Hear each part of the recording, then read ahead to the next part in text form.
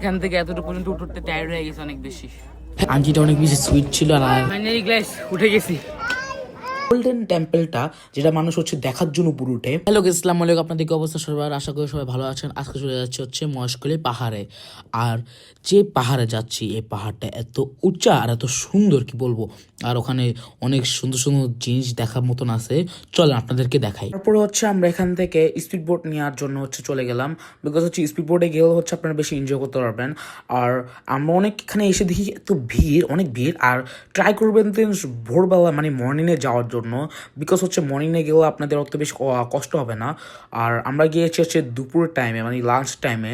এখানে গিয়ে যাওয়াতে আমাদের অনেক একটু কষ্ট হয়ে গেছে, বিকজ অনেক রোদ ছিল এই কারণে।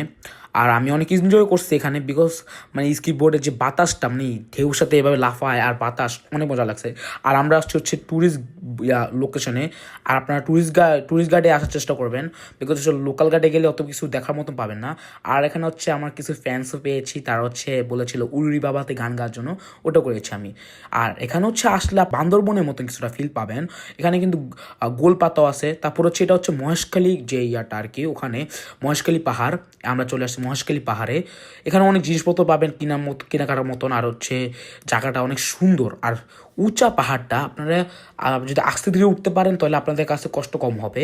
আমি একটু বসে কিছুক্ষণ আইসক্রিম খেয়ে নিচ্ছি, বিকজ অনেক টায়ার্ড হয়ে গেছিলাম। অনেকটুকু উঠতে আর একটুকু হেঁটে আসাতে টায়ার্ড হয়ে গেছি।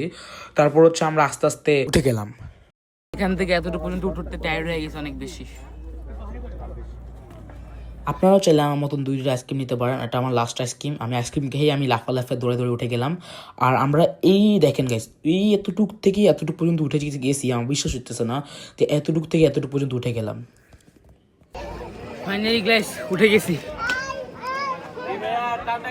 তারপর আমি অনেক বেশি টায়ার্ড হয়ে যাওয়ার কারণে আমি এখানে বসেছিলাম আর আইসক্রিম খেতেছিলাম। অনেক বেশি টায়ার্ড হয়ে গেছি।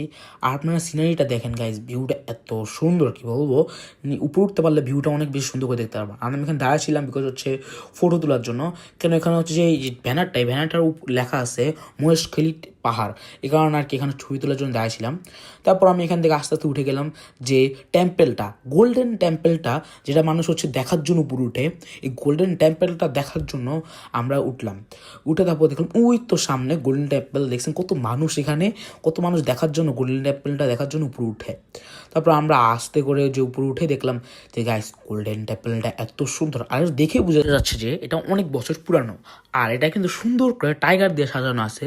আর চাইলে আপনারা দেখতে পারবেন। এটা দেখার জন্য কিন্তু আপনাদের মহেশখালী পাহাড়ের উপরে উঠতে হবে। আর কষ্ট করে উপরে ওঠার জন্য এই জিনিসটা দেখা লাগবে গাইস। আপনারা অবশ্যই দেখবেন, যেটা অনেক সুন্দর লাগতো আমার কাছে।